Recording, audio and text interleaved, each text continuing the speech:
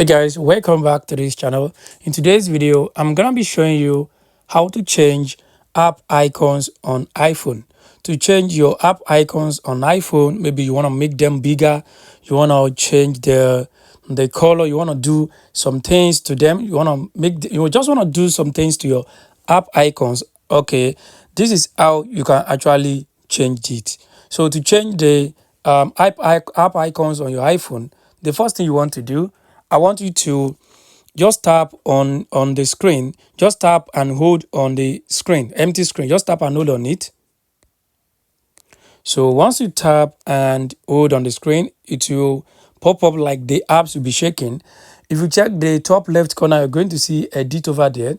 I want you to tap on that edit. So once you tap on that edit, it will pop up something for you. So I want you to tap on customize.